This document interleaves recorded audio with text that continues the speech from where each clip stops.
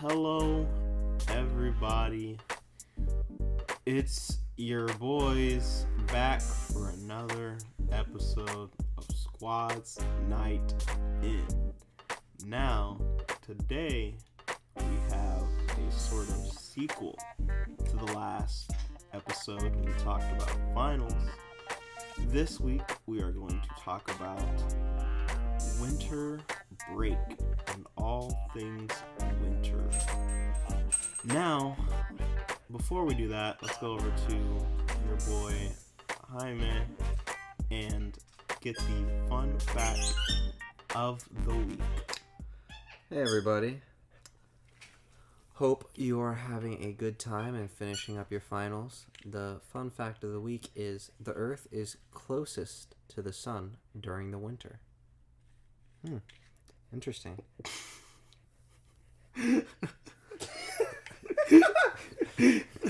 Oh no. Okay, dog. Let's get into this winter break stuff. So, what's something you guys always wanted to do during winter break? Build a snowman. Good luck with that. We live in Florida, buddy. And then you asked me what I want to do, I let you know. Yeah, I mean, I'm seeing from snow, Chicago. I guess like seeing snow would be cool, but like I always look forward to like just sleeping Hey, and dog, like, not having homework. It did snow in northern Florida last year. I was thinking of driving up there, but that's a long drive, so I did not go up there. Sorry. You're ruining this podcast, Kahil. No, I'm This not. is awful. Throw it all away. Okay, dog. Well, for me, Just cut that out. no, dog, it's staying in there.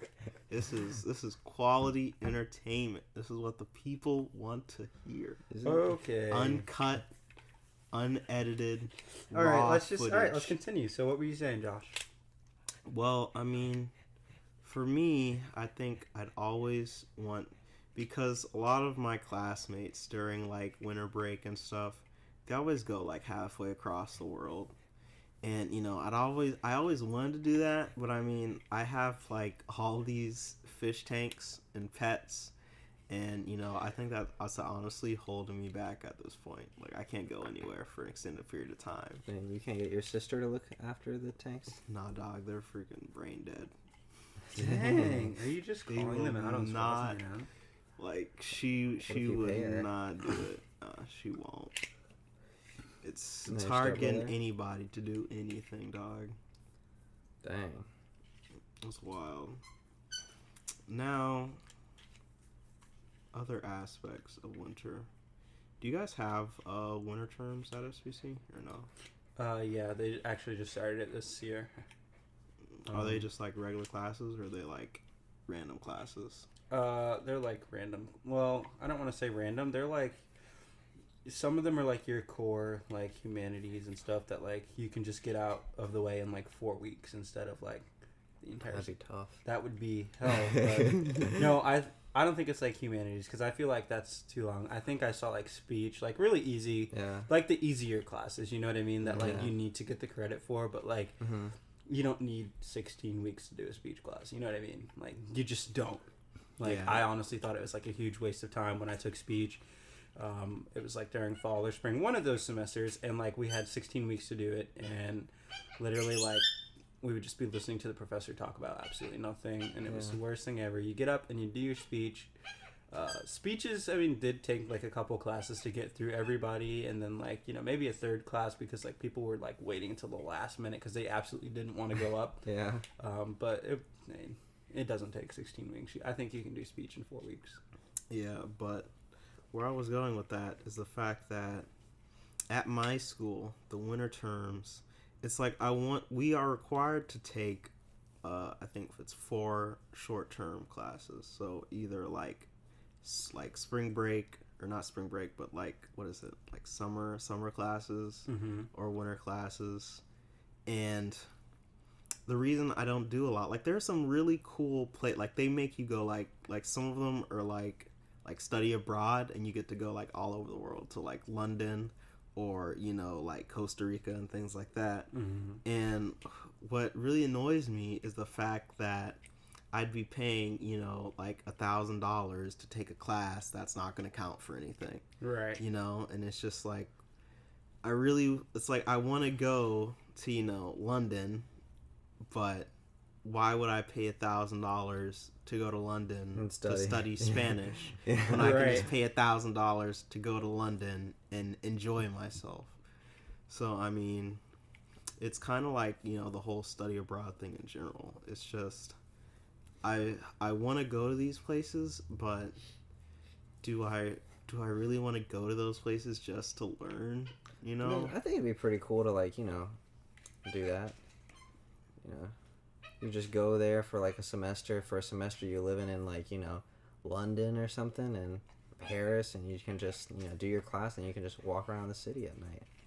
Yeah, I think it would be cool. I get homesick though. It's also like sometimes like it's just expensive. Like I've seen Yeah. so many of my friends like set up GoFundMe's for, you know, Oh, yeah, I've seen studying that. abroad, and it's like they're like crazy expensive. And Yeah. I think like then you have to ask yourself, like, it is a really cool experience, and I think Mhm. that in and of itself is worth it. But like practically, like, Yeah, is it really worth it? you're right. You know what yeah. I mean? Like, to have to set up a GoFundMe to like raise the money for it, and like sometimes like there are scholarships. If you can get a scholarship for it, I think like go for it. But like if you can't and you have to like raise all the money yourself, like it is a really cool experience. But like when you're done with school, you could probably like go there, and like you don't have to stay as long. I know like you Mhm. probably want to immerse yourself, but like you could take a vacation there and probably like spend less than that. You know what I mean? Yeah. So- And so it's, I mean, we've talked about that too, because we've talked about like wanting to go like travel and stuff, and Yeah. like the biggest thing it really is like also like finding a good gap in which you can go, but also like finding the cheapest way to do it. Yeah. And I think studying abroad is not the cheapest way to do it, and I think, like I said, I think the experience itself is totally worth it, and like if anybody has the opportunity, I don't see why not. But I do think like financially, like you have to ask yourself, like, is it worth it? Is this something that like I absolutely have to do while I'm in school? Like, you know, I just think you can wait until you like graduate and then like actually get a vacation out of it. You know what I Yeah, mean? but then when you graduate, you're gonna have to get a job, This is true. and you have to pay back school, and then before you know it, you're 30, Right. and then you have a kid, and then you can't, you know, go on Well, vacation. But Yeah, my and life they is and that is the thing. And That is the then, thing. you Like know, having a just- kid is like just- that's how they get you. That's what I hear like at the club. I I mean- I hear it at the club all the time. They say, That's you know, that's how they you. get you, because like now you're not just paying, Yeah. you know, for yourself and maybe You a pay for the significant other. kid. You're like you have to pay for the kid too. Yeah. Like, you know, it's another expense. But I mean, all of that's totally valid. But I do think that Mhm. I think you could find time to do it. Yeah, one of A lot- I another. don't- who like has a kid right after school anyway. You know? A lot Do of people people have have 'em kids right before? now. Right, I know, but I just mean before like, if you want to travel, I think like you'd probably have that in your plans, and I do think like sometimes like those things happen unexpectedly. I'm not saying like it's gonna work out, but I don't know. I just think either way you could do it. You know what I mean? Mm-hmm. Dude, another like thing that really, I guess, deters me from doing things like study abroad is like language barriers.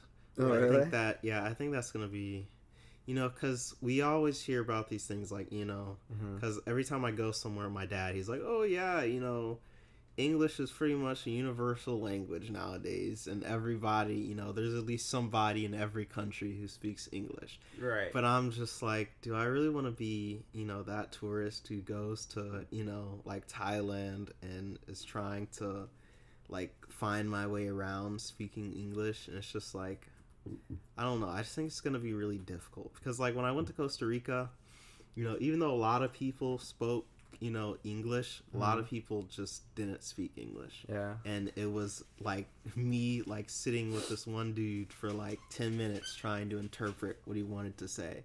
And Right. it's super annoying and difficult, and I can't see myself doing that for, you know, like 3 months straight. Right. You know, I do think though, like when you do something like that,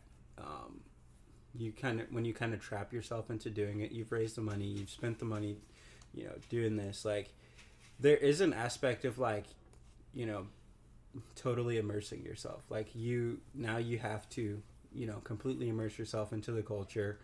And I think like as time goes on, maybe the language barrier doesn't become such an issue. I think that's like, I honestly think that's probably like one of the best ways to like learn a language. Is like, if you want to learn Spanish, well, go to a Spanish speaking country and like completely immerse yourself. You know what I mean? And I think like you'll get a lot out of that. You know what I mean? And then also you won't sound like a gringo, right?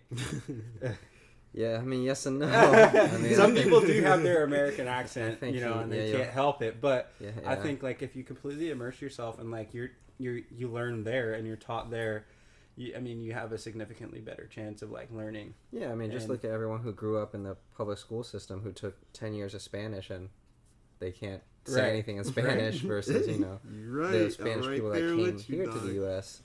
and they had to learn English. Right. I mean, I think I learned English when I was like 5 or 6. I think I picked it up in like a month. Right. But like, you know, the difference is clear. You know, you have to immerse yourself. Yeah, you have to immerse yourself. That's the way to do it.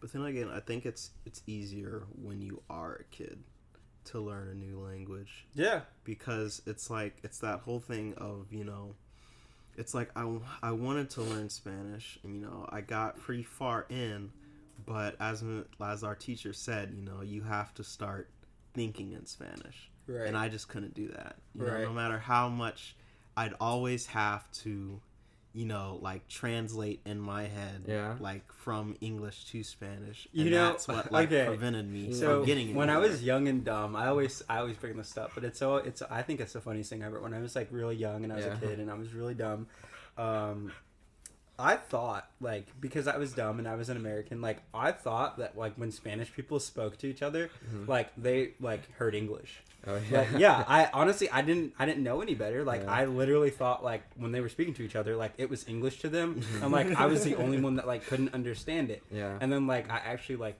took a Spanish class and I was like, yeah, this is not what I thought it was. You know what I mean? Like, they are hearing Spanish and they are just, they have meanings. They have their own meanings.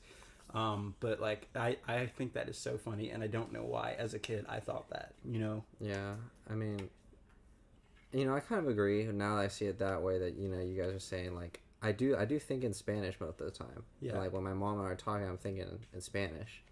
But it was also frustrating as a kid. Like, I remember I bit a kid on the arm. I was in preschool and I was talking to him, and I remember it so vividly. Like, I was talking to him, but I was talking to him in Spanish. So like, he just turned away from me when I'm talking. So I tapped him on the shoulder and he looked at me. I talked to him and he just, like, you know, called me weird or something and turned around. So he did that like 4 times, and then I just got frustrated. I grabbed his arm and I bit it. Right. And I went to timeout. Right. Got in trouble. Never bit someone again. Right. I think that is crazy though. Like, I think that could be said about a lot of things. As you know, I do play tennis, and so when you're on the tennis court, like, you just have to be thinking about. Yeah. So there's so many things that, like, you have to think about for a while, and then, like, you don't think about them because, like, your body just naturally does them.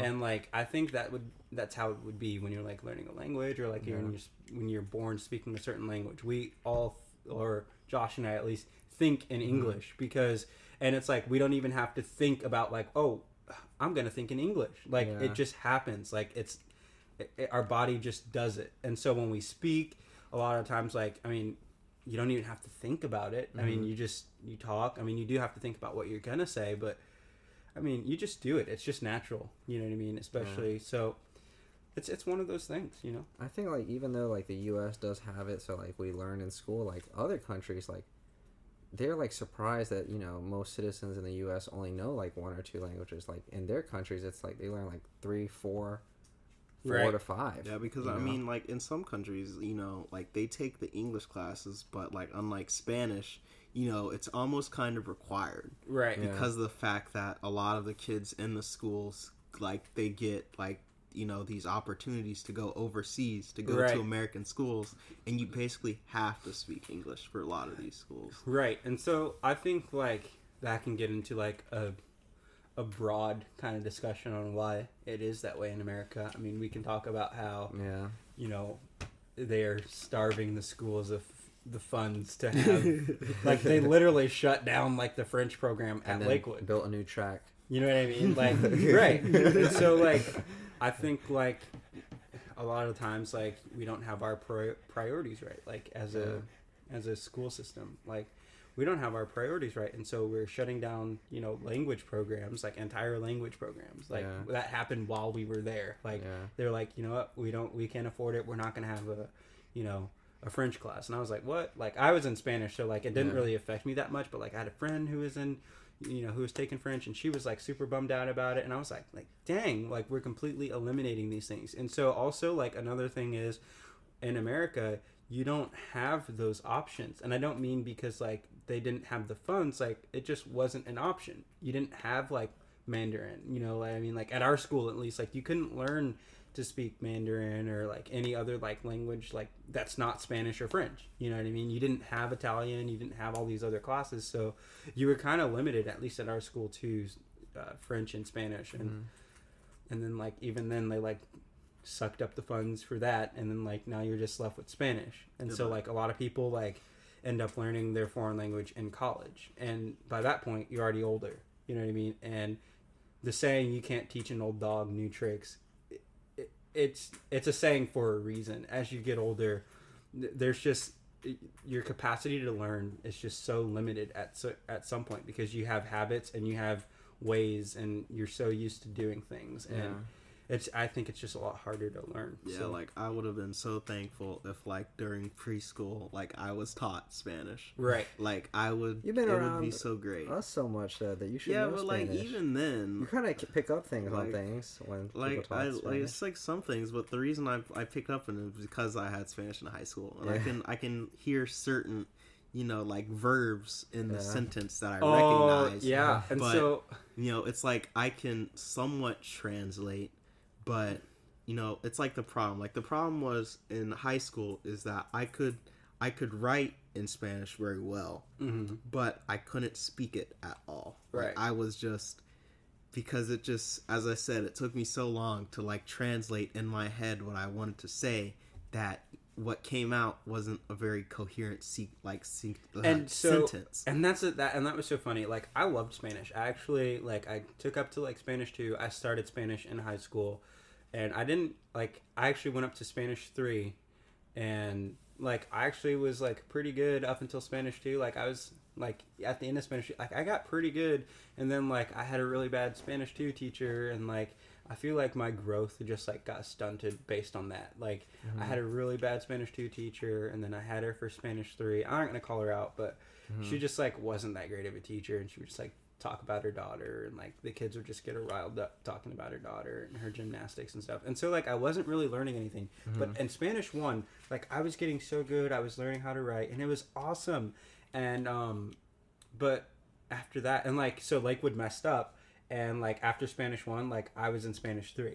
And so like I don't know if you remember, but I was actually in like your Spanish 3 class, and then like I like went back to Spanish 2 because like I wasn't supposed to be in Spanish 3. But I remember the first like week in that class, like Senora Santiago, she was like talking, and like she was speaking in all Spanish. And like I actually had another friend in there who like his schedule also got messed up, and he went from Spanish 1 to Spanish 3. And so we were both in there like, hold up, like, like we were talk after class. We were like, like, we're totally not supposed to be in here. Like, this is crazy. Like, she's talking Spanish the entire time. But, like, I do remember, like, for that entire first week, like, it wasn't a bad thing. Because, like, it was kind of, like, completely immersing myself. Like, she was literally speaking Spanish. Like, I think she spoke, like, the first few sentences on the first day in English. And then, like, after that, it was all Spanish. And I was like, whoa. Like, this is too much for me. But, like, I would learn, like, how to pick out the words and, like, so like I mean I was understanding about a fifth of what she was saying, and like, you know, coming out of Spanish 1, I thought that was pretty good. And then I got put into Spanish 2, and it was like all downhill from there, because like I had a really bad teacher, you know, and I wasn't learning anything. We just played like Spanish Scrabble, and like I was kicking butt, but like I wasn't learning anything. Well, dog. Yep. But what do you also think about, because I know now they have these like translation devices that you can like, I guess, Oh, yeah. hold As a up phone, to yeah. people. But in a way, do you think that's kind of like a cop out to I do. actually learn It is, but the it language? works. Yeah, that's what I'm saying. Like it helps so many It's gonna be people. the future. But you know, I know a lot of people get, you know, angry about that because I was watching this. It was like a play. It was called, I think it was like Sila or something. Mm-hmm. And in the play, there's this French guy. I think it's like a French in like the Marine Corps or something. And he's going to like this Inuit tribe because of he has like this requirement to like teach the kids or something. Mm-hmm. And one of the ladies in the book is really mad at him because he's been there for so many months, but he hasn't picked up a single word from their language. That's kind of disrespectful. And he's just talking Right, completely and English. I think that's what it is. I think more than anything, like it's kind of just disrespectful. Yeah. Because to me it just means like you don't really care enough to learn it. Yeah. That's... And it is a cop out and it's lazy. But I think that's also a commentary. I mean, we talked about it earlier on in our podcast series when we were talking about AI and stuff. But like it's just a product of technology. Like technology makes us a little lazy, huh? it makes us lazy. But the definition of technology is like the things that we create to like make our lives easier. You know what I mean? And it's supposed to make our lives easier. If it makes our lives harder, it's not technology. You know what I mean? But I do think, like, in a sense, like, you do have to go through that phase of where, like, you're tinkering with technology because if using it in its early state would make your life harder because it's not ready. But, like, once it hits its final state, it should make your life easier and it's all developed and stuff. So, but it's a cop-out. It's lazy. And I think it means, like, you just don't care enough to learn the language. And I don't think that is okay. I think if you're gonna... want to talk to those people and actually have conversations, I think it's important that you at least learn a little bit. You know what I mean? Like it's you like don't not learning someone's name. Right. Yeah, like you're right. You know, you don't have to pick up the entire language, but at least learn a little bit. You know, at least you know. I think they say like by the time you leave the place that you've traveled, like you've at least learned how to order food. Yeah. You know what I mean? Like something as simple as that. Ask for directions. You know what I mean? You'd almost be depriving yourself of that experience if you didn't learn it. But that also begs the question, like, if they're doing that, do they really care about that experience? I guess then it goes just back to the person and who they are as a person. Right. Yeah. We always have that conversation. You know what I mean? Like when I don't want to try new foods, you could say that I'm depriving myself of like a really good experience. But like, you're not. But like when I'm going about it, like I don't think about it like that, and so Yeah. like that person probably doesn't care or doesn't even think about it like that. You know what I mean? So it goes back to the person and who they are. But it's lazy. What are you gonna do, dog? It's lazy. Well, that will be all for this week's podcast. Final thoughts. Make sure you press that like button and subscribe and leave some comments down below on what you want us to talk about. You know, how's your winter break gonna go? Is it cold where you live? Is it gonna snow? Are you gonna travel? Make a snowman for me. Yeah. Send us the picture to our email. We'll link it down below. It'll be our picture for the winter podcast. Oh my gosh.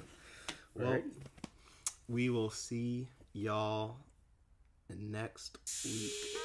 Have a great winter break. If we're gonna see them next week, why are we saying that? Because, Kahil, it adds. Good luck on finals if you haven't completed it. Bye. Dog, I need it. Peace.